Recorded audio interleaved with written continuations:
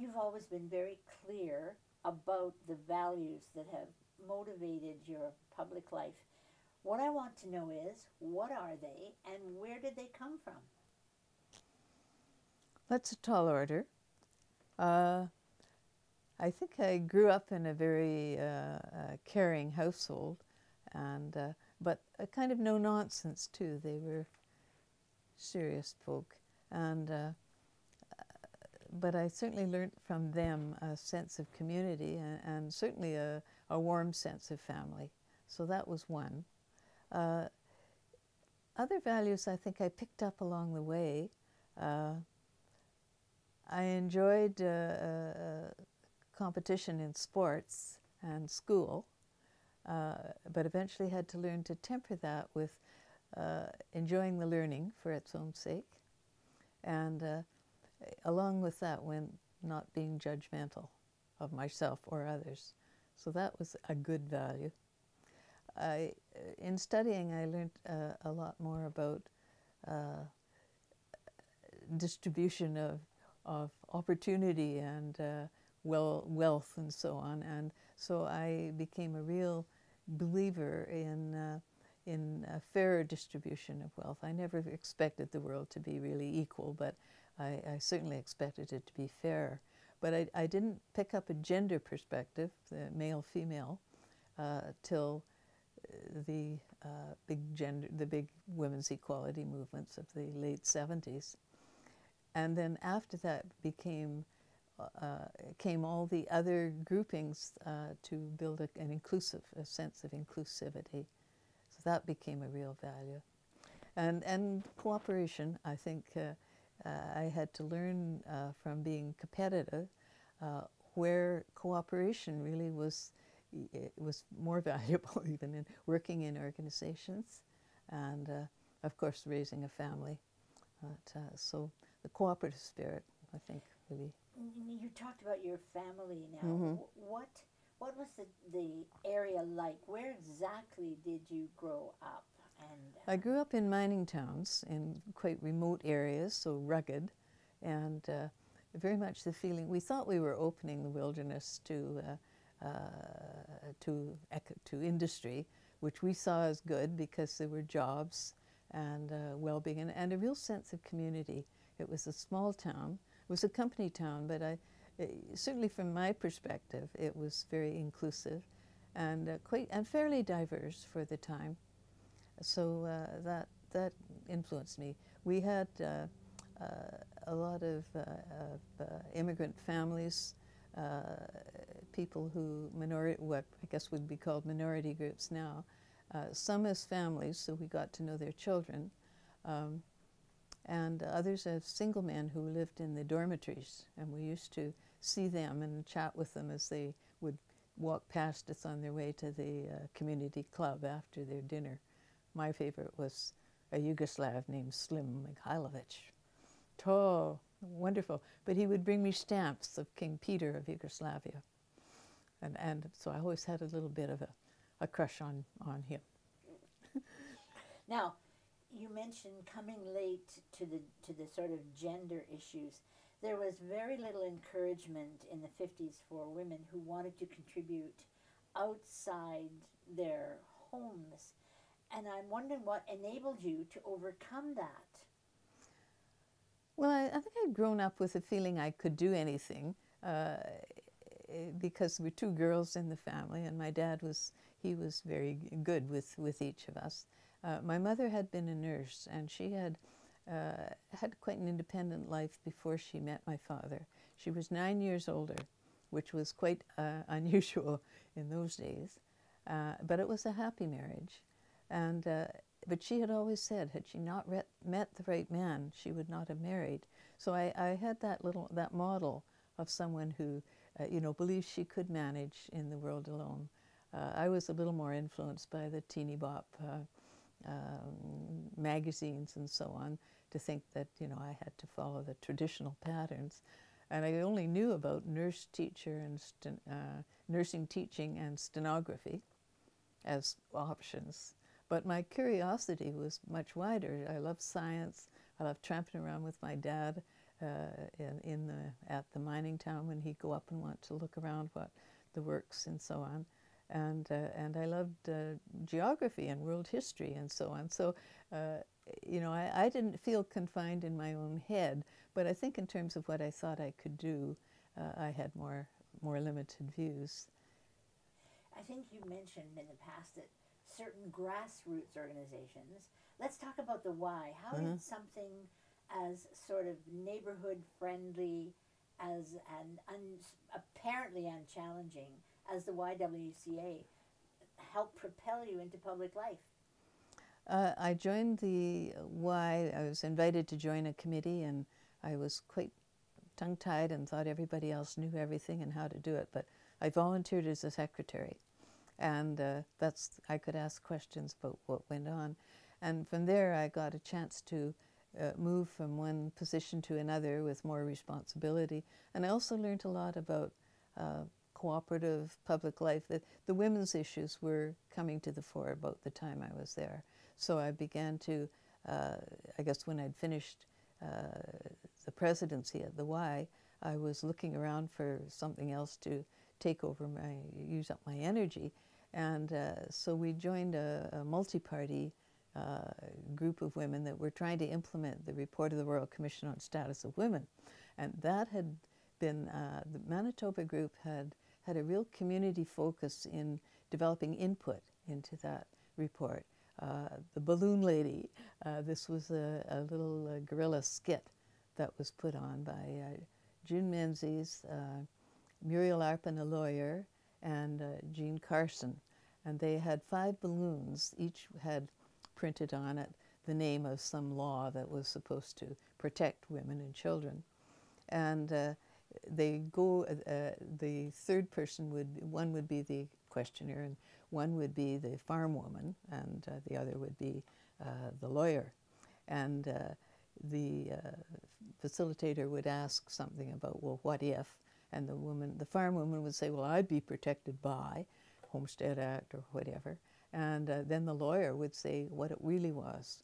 And that was informed by or it eventually informed the analysis in the report of the Royal Commission on Status of Women. One by one, they would go through these balloons and prick them. So that was, you know, gave a kind of dramatic pop to it. But they went around to all the women's organizations, the Women's Institute throughout the countryside, the business and professional women in the city, certainly the YW and all its branches and so on. So they had really animated, I think they went up north too, although I'm not so sure about that, but that animated the women to the issues.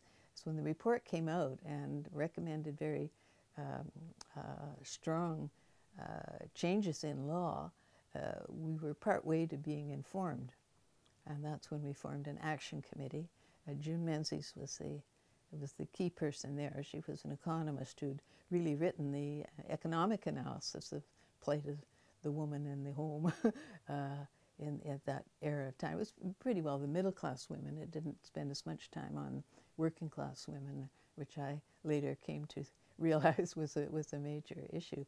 But it showed how every woman was, in a sense, a married woman, one man's goodwill away from welfare. Should they separate, she and the children would be treated, given welfare level support, and the man would have the rest on the assumption he'd found another family. Well, women started to say, well, this isn't fair, this isn't fair. And then it went on to, many of us were better educated than our parents had been. And we'd raised children. We had our families quite young right after the war. We still had energy and interest in things. So we began to think, well, with our education, we would like to have a more fulfilling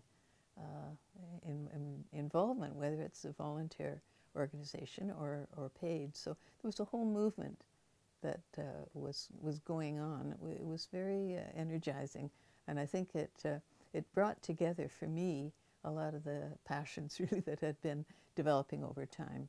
This one, the greater equality of people got a real strengthening from a women's study group I had belonged to in the, when my children were little. And it had a global perspective, and it was showing how these inequities were growing from the sort of opening of trade and markets and so on. And meanwhile, I was having to counterbalance that with the local theory that, you know, let's build the free market and all will be well.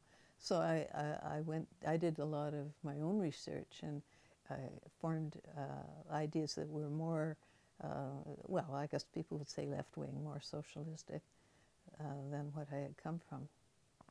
Well, when you decided to sort of carve out a political path, when you made that decision, were there other women who were doing the same thing who influenced you? I met other women in the Action Committee on Status of Women.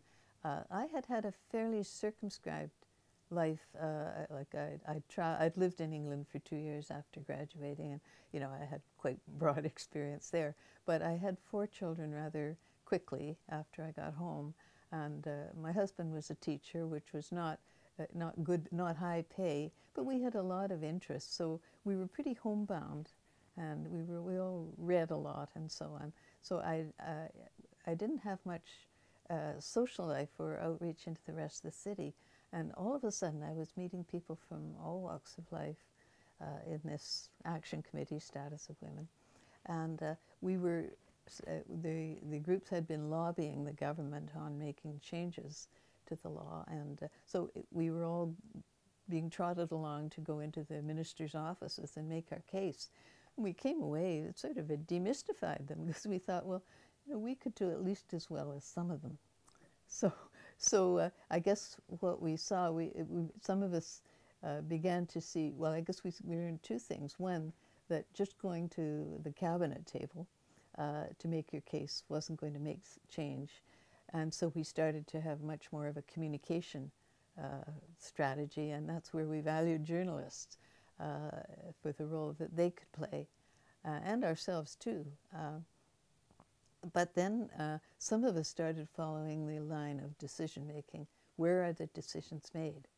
And that's where we thought, well, if you're not at that table, you always seem to be 2 steps removed and sort of going with your hands out and trying to make a case. So I think that's when, and then I started to meet people who were, I'd always known quite a few liberals and conservatives, but I started to meet New Democratic women, and they were in the, like in the bureaucracy of the NDP at that time, when the Shire government was in.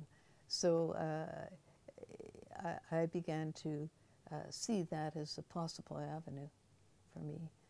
I hadn't really ever thought of it before. Mm-hmm. Were there any role models? Well, there were in terms of ideas. In terms of actually running, no. No. Now, you actually failed twice, I think, before you were actually elected. And I'm wondering what that felt like, and why you didn't just call it a day. I'm sure hundreds of people would have. Well, the history of the CCF NDP was that we were not mainstream in general, and but it was important to have the ideas and have the philosophy out there, that it was a dynamic and society could change. I'd lived in England right after the war, and I think that influenced me, maybe not in individual models, but the Labour government had come in, and I had stories about how the health and education programs that they brought in had made a real difference in people's lives. Little kids' teeth used to be little black stubs, you know, because they weren't getting their milk and orange juice and so on. And the Labour government brought in the national health system, but it also opened up the education system. Up until then, unless you were from a moneyed family, you didn't get past what we would consider grade 8. And so they were opening up the secondary modern schools and so on, and giving avenues for advancement. And I saw that in living color, as it were. So I saw the role of the state playing an important role, as well as what my family had traditionally done, opening up the wilderness to industry and creating jobs. So I began to see a kind of richer mix as needed. So what was it like to finally succeed? Can you remember what it was like when someone told you you're it? Not specifically. I remember more the middle election when I lost by 47 votes, and I think we lost on the last ballot. However, the success was, by that time I had been president of the party, and I was on political planning committees and so on. I had a lot more access to the polling numbers, and I knew the probability of doing well in the riding that I was in was good. So I guess to that extent it wasn't the same surprise. It was that it's about time. I mean, there just was a momentum in 1981. Not only that, it was not just me, but there were 5 other women running in the NDP and 2 in the Conservatives that won.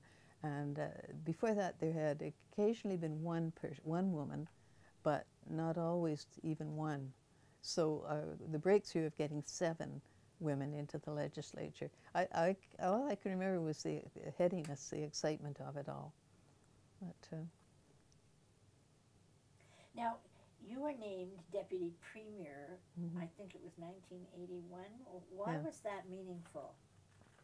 Well, it was a surprise to me, because I was named to the cabinet and I had a ministry, and the Deputy Premier naming came a little later. I don't remember much publicity around it, but apparently it was based on a tradition in socialist parties that if you contested the nomination and come second, I had contested the nomination for leader in the 70s without ever being in the legislature. And again, in a way it was foolish, but I think the passion that I felt as a woman about the things that needed to be done and to have a woman's voice overcame any misgivings about inexperience and so on. I had the opportunity to take part. Well, I was president of the party, and we worked on policy development. We did a lot of papers and participatory work on that. And I also was allowed to sit in on the NDP caucus as president. So I had observed, the daily process of them deliberating, and so I had a little more realistic grasp, I guess, of it. And I had worked very hard during the whole campaigning period. So I guess it wasn't so much of a surprise. I didn't learn until later that it was the first in Canada. That was later. I think Quebec came next, but I mean, I wasn't aware of that. I just accepted it as an honor, but also work. I didn't know what was entailed. I really didn't. I discovered. I mean, it gave me richer opportunities because I had always to be on call if the Premier was away or couldn't fill in. I would be called on, and then I'd be briefed. So I had a very rich experience of the backroom work, the role that staff played and the role that the bureaucracy played in working with the ministers. And I had to be ready for a question period and how to take a variety of questions. And I had to be taught, in a sense, how to handle questions. But I also had an ethic of my own about that. I believed in better communication between the government and the people. So I always wanted to answer as honestly as I could and admit what I didn't know or what was left yet to be done. I never took to the stonewalling on things, or trying to with bravado trying to promote something that I didn't believe in, or in a way that I couldn't feel comfortable with. But I I think a lot of people were actually shocked that you would seek the leadership. Well, I mean, like, how uppity can one woman be? well, that's how it looked from the outside, and I just never spent much time worrying about that because I was driven by this passion of, as I say, I had the better and economic balance issue, but the gender issue was another very dominant one. I mean, it just did not seem right that we did not have women there, and I guess I expected when change is coming about that there will be resistance. But I had learned not to be controlled, in a sense, by other people's opinion. Take it into account. You know, don't ignore it or be insensitive to it. But I'd learned through, I'd been back to university and studied educational psychology.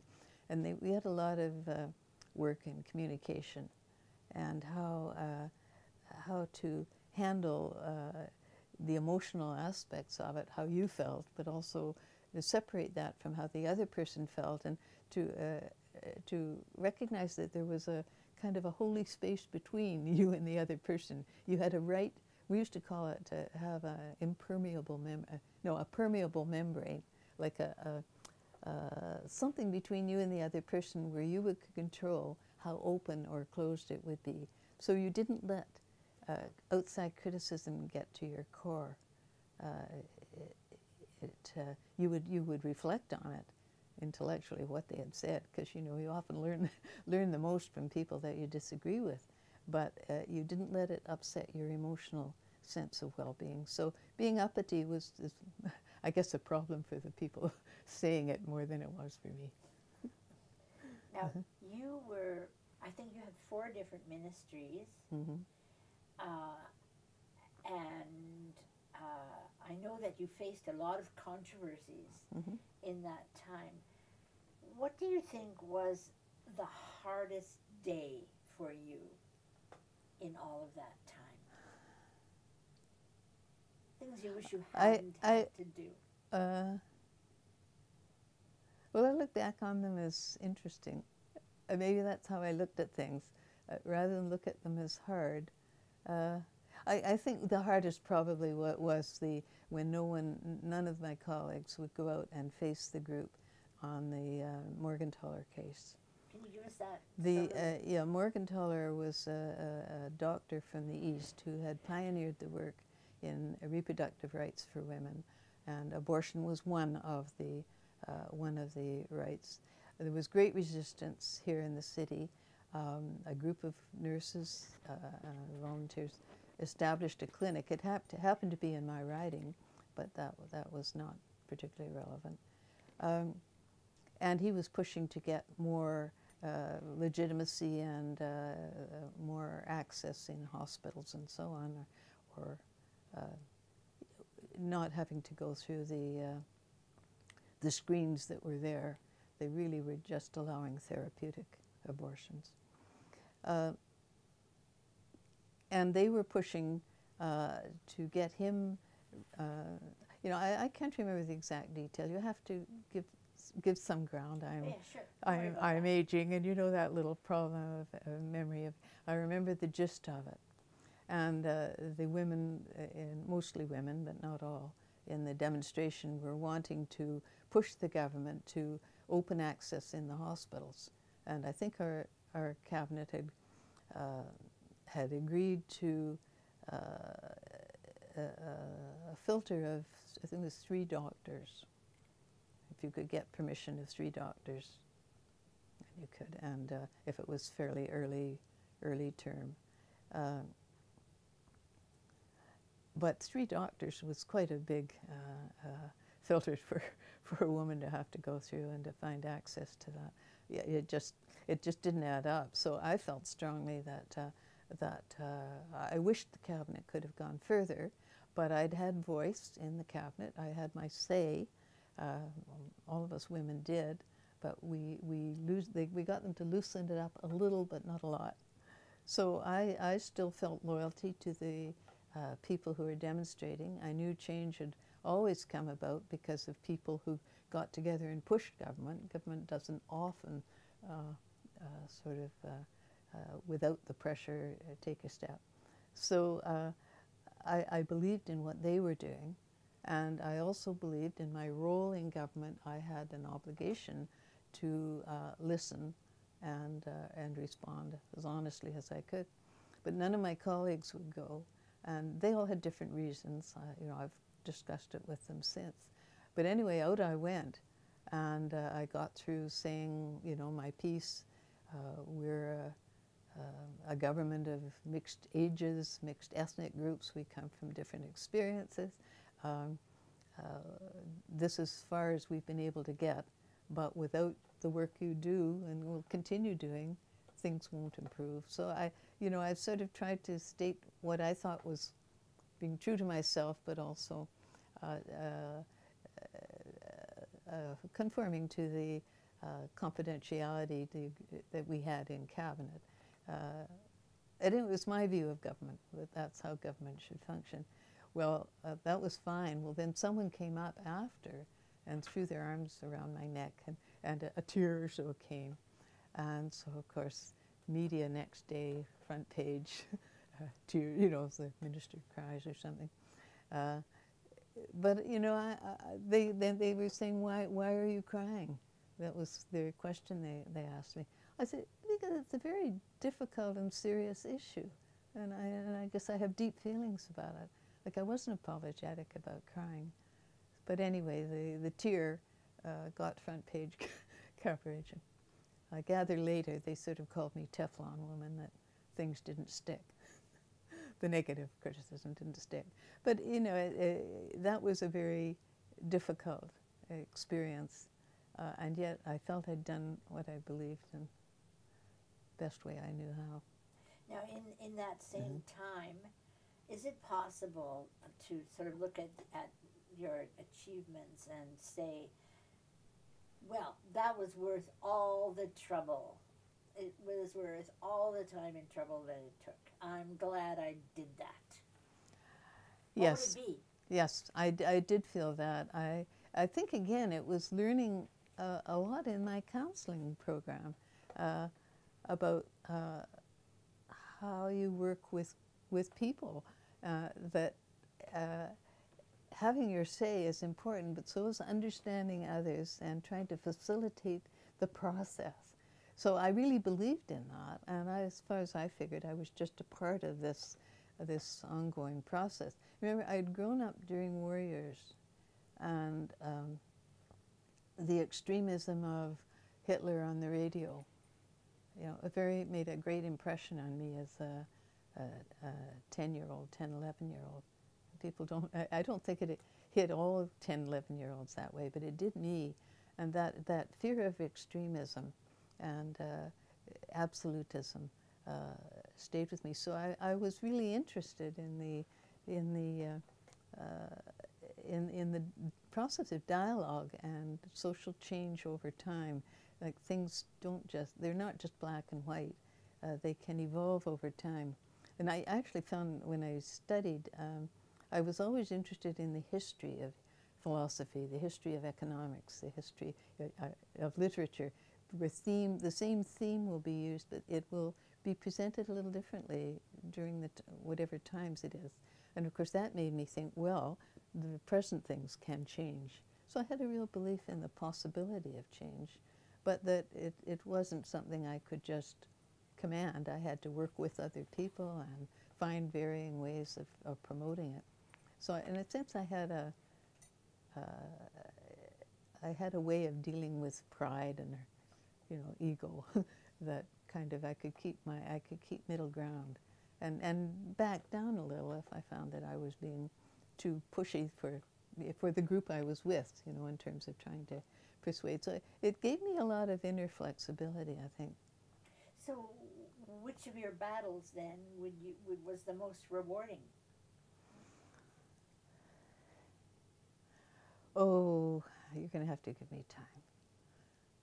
Tricky, I Yeah.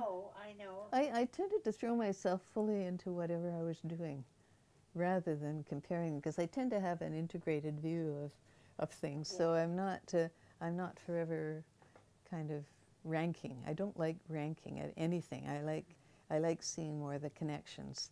and then when in problems, I like to see both one side and another, but how do they blend? How much of this do we, you know, the old thesis, antithesis, synthesis, black, white, and then how do, people call it gray, I call it technicolor. How do you come out with two, when you're looking at two, a pro and a con, and neither's completely right, but the solution is probably going to have a mix of each. And so I like to focus my attention on that creative mix of apparent opposites. So give me an example of something that you were actually able to do when the odds were against it, using that sort of approach. Well, usually it happened over time. I don't think I saw things as happening like that. So not taking a heroic stand and having a, you know, I think it was more being part of the process of the unfolding of it. I just didn't, I tell you, I think one of the most difficult things was in the legislature, the opposition fellow had said that I don't know if he called them the native people, that was the term they used in those days, couldn't look after their own children. And I knew that he and his family took failure to thrive babies, and they took different ethnic, different racial groups, racial background. But I still believe that statement was wrong, that it was a race. I said, not you are a racist, but that's a racist statement to apply to all families, what may be true of some that can't look after their own children. And I just felt that very deeply. And for days in the legislature, I was being forced to resign or apologize or take it back or whatever. And I hung tight until after about 3 or 4 days, my colleagues kind of persuaded me that just to say, well, it was discrimination, not racism. That, in a way, it rubbed me the wrong way because, you know, this is what's in a word and the language. But the concept of applying to all something that might be true of some, to me, it was just such an important concept that I felt worthwhile standing my ground on it as long as I could. I obviously didn't full out, and you know, at that point, the well-being of the group transcended my personal well-being. So you worked collectively at changing. The significant thing I got through, and I might not have, was finances for women's shelters. I had to work really hard on that in cabinet. Why was it so hard? Well, it was new, and money was tight those days. It was very tight. And I think, again, the idea of it being a women's shelter, when the Premier had, in Selkirk, they'd done quite a lot on family difficulties, and it was always men and women. So the idea of having a women's shelter seemed to rub the wrong way. But, you know, I just kept making my case. Did people understand the extent of the problem then? It was just emerging. I think we had the first crisis lines that we put in, and the shelter came later. There was the battered child phenomenon in the 70s. You might remember there were conferences and so on about the battered child. But the idea of battered women, I think Mary,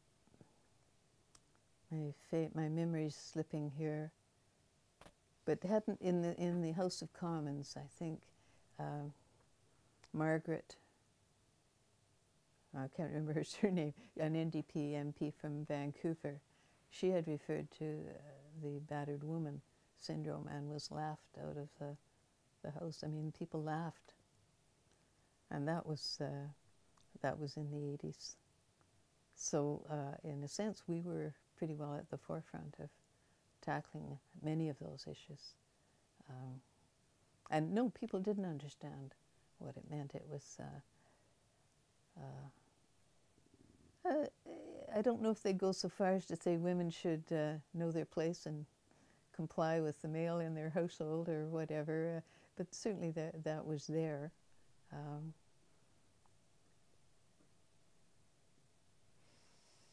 It's so much of the, when I think about it, there wasn't even a vocabulary to describe the situation. And of course then we also dealt with the abused children, sexually abused and so on. And there had been the battered child syndrome that was understood, but not the abused, the sexually abused. So we did get a fair bit of resistance on that.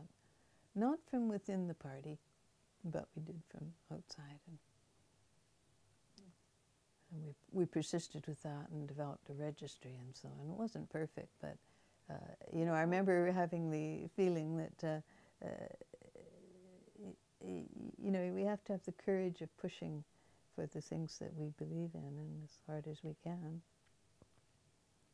But I was only one in a group, and I knew I couldn't get the things that I thought were important without working with the group and listening to their concerns. Like I had to be sure I was not being indifferent to my colleagues' concerns, because they had, you know, they had priorities too. And you know, when you get into a complicated environment, you tend to, there's certain things that are gut level issues and you'll fight for them, and other issues that you care about, but you know, they're not the top priority. And there was never a majority that would push for some of these issues. So in a sense, we were swimming uphill. And I think Mary Beth Dolan had first introduced the battered woman notion, and she knew a little bit more about it than I did, and she had worked on a Northern Reserve and so on, and although that wasn't the only issue, but the only factor. No. Were you surprised when you were named as an officer in the Order of Canada? I was very surprised. I didn't know the difference, to tell you the truth, but then Explain it. Well, there's companion, order, and oh dear, I've got the, no, there's an order and then an officer and then a companion. And there, you know, I haven't got the names right. There's 3 levels, and this was the 2nd level. Yeah. And how did that feel? Well, it's just one of those things out of the blue that happens. And, you know, I didn't know who had submitted. I had worked by that time at the United Nations Association of Canada, was a president there, and done a lot internationally. So I didn't know if it was somebody there or someone local. But you know, I never, I went, oh, let's look at my telephone. Is that person going to keep ringing? Probably. Do you want to pick it up? There, it's a little phone over there. You want me to answer? See it? Oh, bring it over to me, it's mobile. Stop. Hello? Hello? Oh, well, we've lost them. Not to worry, they'll phone back if it's important. Okay, well, As long as they don't phone back now. Oh. since that happened, can I actually get you to angle your chair a little more to the camera again? I'm going to adjust this microphone. Okay. Your levels are a little quieter than yours. But you won't hear mine anyway, right? I mean, we could use yours, or we could have you voiced over again. No, I'll put my questions in this. I'm a little meandery, I'm sorry, but your questions are probing. Probing. Well, probing into memory, I mean, you know, Yeah. for me, it's 30, no, how many years ago? It's quite a Many. few words, 8 years ago.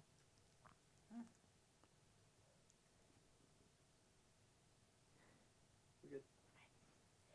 Did it matter to you being an officer of the Order of Canada? That mean anything to you? Well, there's a deep inner satisfaction and surprise, I guess. But I once read a story by Saki, who's English. That was the pen name of somebody, Monroe, I think. And it was in a little village where the little children were playing around in the mud and all this, whatever, when a wolf came to attack the little town. And the little girl who had her very shiny white dress because she never spilt things, and the jangling medals because she had received all sorts of medals and awards for being good. The medals jangled and the white dress shone, and the wolf came and snapped her up. Whereas the little boys, who were all muddy and grubby and had been running around and whatever, the wolf couldn't see them and they escaped. So I developed a kind of ironic view of awards. But they're very nice, but you don't do things for the recognition. You do them because intrinsically there's something in you that feels they're important. What do you think, above all, that a young person looking ahead at life would need to go into politics, to pursue politics?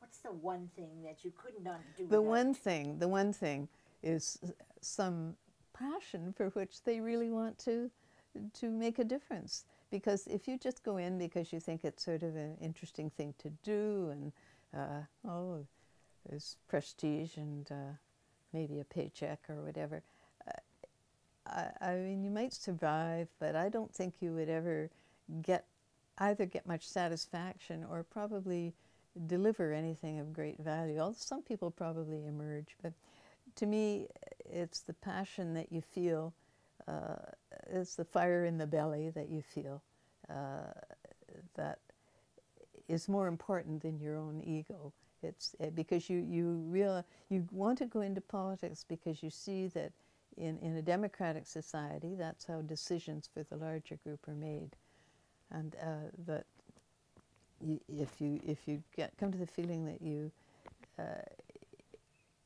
want to play a role, but as I say, not for yourself, not for the superficial, but because the issue is really important, then I think you go into it with a sense of mission. But along with that has to go some realization that you can't force your passion on others. You can share it. You also have to listen to their passion and try to see how it comes together. But if you really care about what you're trying to do, I think you develop a tenacity and an ability to stick with it and ride the ups and downs and build support and build collegial support. It's you have to understand why people are resisting the thing. Try to tune into that. And that's what happened for us on the abortion issue, because we started to hear all the reasons why men were afraid of it, or how they'd had different experience in their family. And the people were becoming, quite self-expressive over their own, and those particular stories that people, backgrounds that people bring to an issue. They help enrich your idea of its meaning, but also how to present it, so that you don't ride roughshod over people's fears and resentments, but you can try to acknowledge them, and there may be quite a missing link in their experience. So you try to find a story that will maybe visualize it for them, or make it more real. Some people are very good at that. I could get a little wrapped up in the theoretical because that's important to me, but I've often found the people who can tell a good personal story carry more weight. Speaking of personal stories, I meant to ask you if there was ever a time when when you had an awkward moment because you were a powerful female political figure, and nobody expected you to be a woman. Well, apart from getting a letter to Mr. Riel Smith, Oh. which tickled my fancy. When I was Economic Development Minister, I had a deputy or a grouping of Chinese military people who came. I guess they were looking at the, you know, economic prospects here or whatever. But we had a little reception for them over at the convention center. And this commander, whatever he was,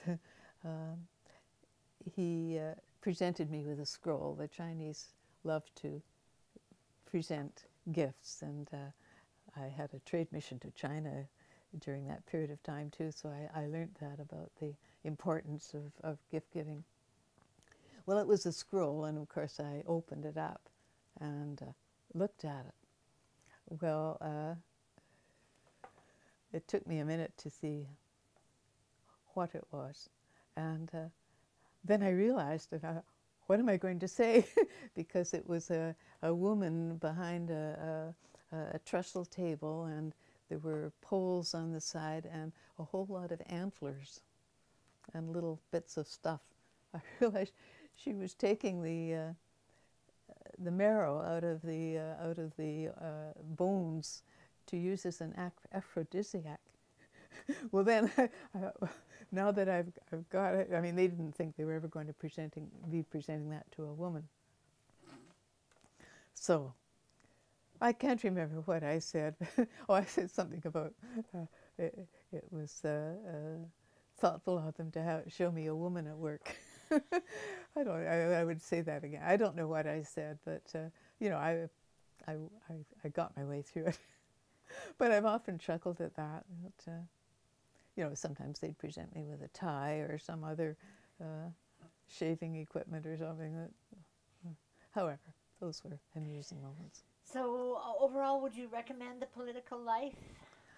I can't think of anything that was harder work or, well, I can't say that gave the most satisfaction. I certainly have family experiences that come first. But of all the organizational activities I've done, they were the best groups to work with, and the most motivating and satisfying, because I got a chance to work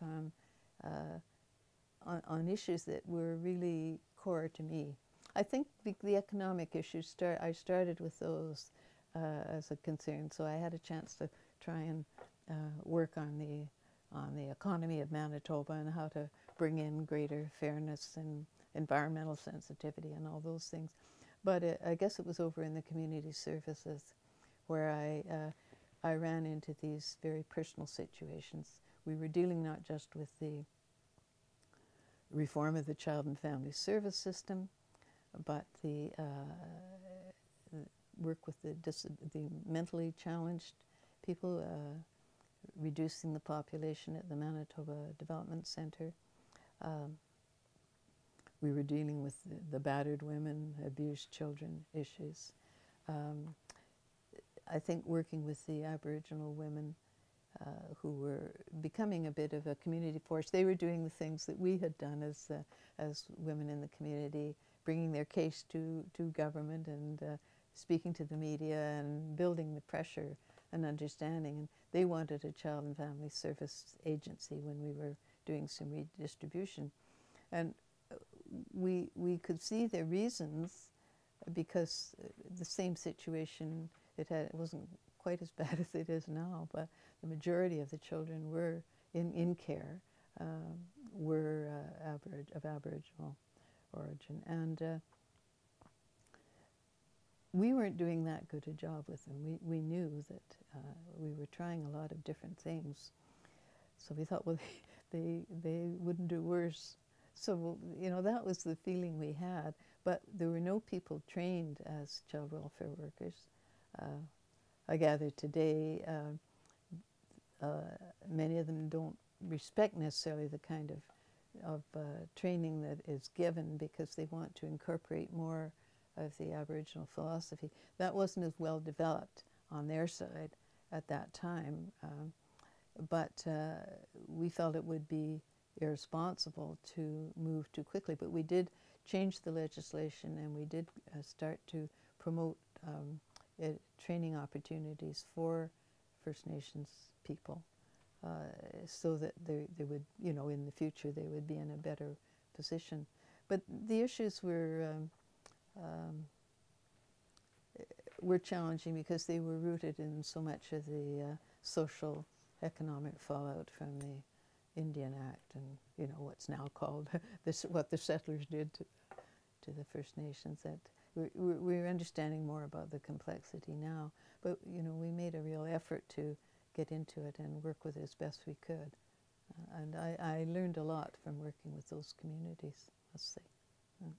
And just review for me, by the way, in closing, the places that you went and the things that you saw, the sort of the public image of the excitement and the glamour. Well, usually the glamour went along with whatever glamour there was, with a little task like, you know, delivering a speech, maybe on a very sensitive issue.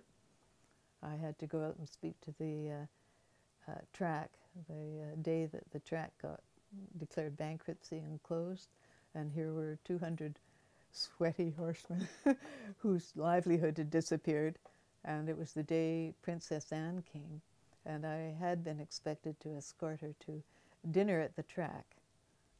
Instead, she went with Pearl McGonigal to Dubrovnik, and I got sent out to talk to these horsemen. But you know, I found again good old counseling training. Deal with their feelings. Like, don't try and talk over them or say, oh, it's not really government's, you know, problem, it's the horse racing. I mean, there were ways you could put it off as not your responsibility, but in fact, what we did was put in place a temporary way of running the track until the ownership issues got sorted. And but it was, I learned so much from meeting the people around. I had the Horse Racing Commission under my responsibility, and so I had to meet up with all the breeders and the owners and the racers, and you know there were just so many different groupings. I always knew when I started, I had never been to a horse race, although I loved horses, but that I could learn. And so I had a lot of briefing from the department, and you know, I think we carried on as reasonably well. We were able to get the track up and running again and make some policy changes. But it was that intense involvement with something that was, in a sense, foreign to you, that you had to, and as a woman, you know you don't know.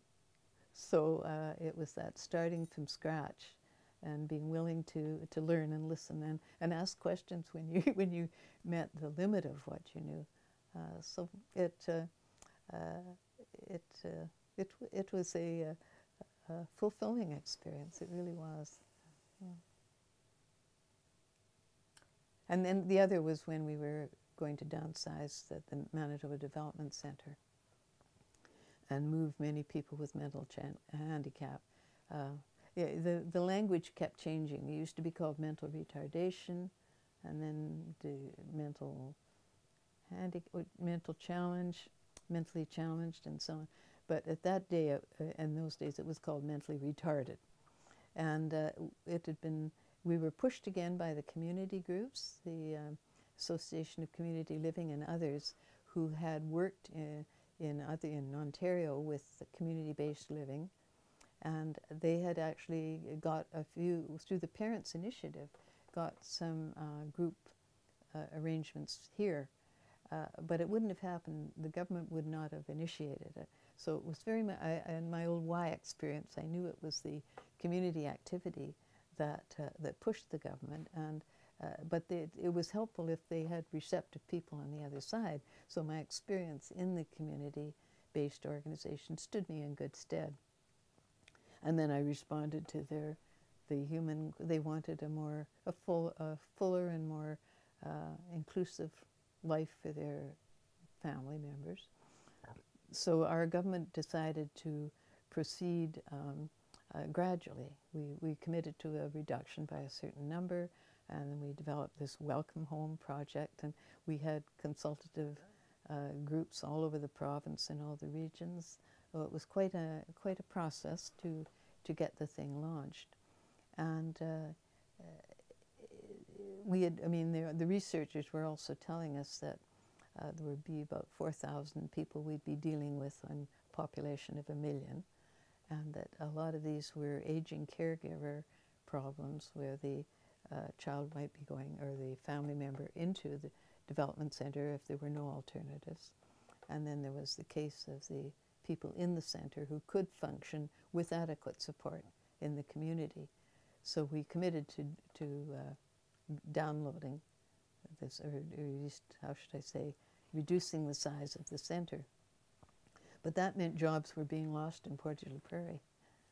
And that was their one post-secondary opportunity that was given to them. So we had to kind of handle both sides of the issue and try to build support. And we found when we did have our first group into the community, there were things we had to learn. Sometimes behavior problems would emerge, and we had a person that went around and tried to advise on those. And often it was because of lack of stimulation. They had come along well in the community setting, but needed a little more variety to keep them in good balance. So it was a learn as you go thing, but the direction, I think we were proud of having set the direction, and then working on implementing it in a responsive way. Yeah.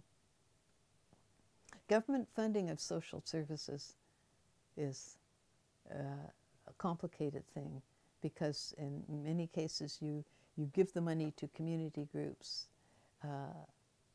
but you need some kind of accountability, and you do it for community groups because they're diverse and they can match different regions, different communities. But on the other hand, the monitoring still has to go on, and that it's hard to pull all of that together, especially when you're initiating.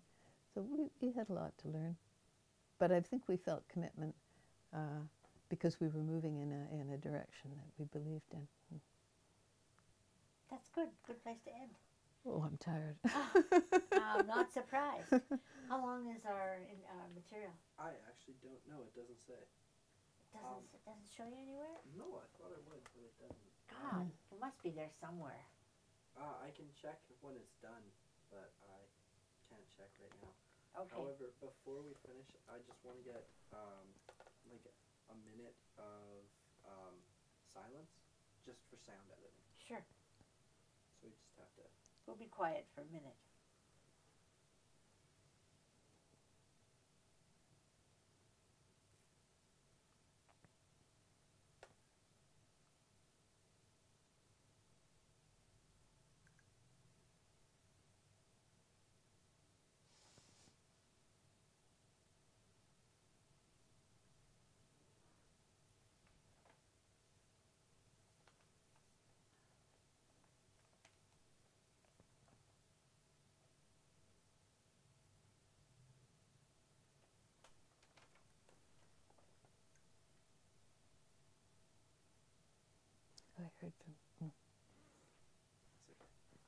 I heard from Ludmilla this morning. What?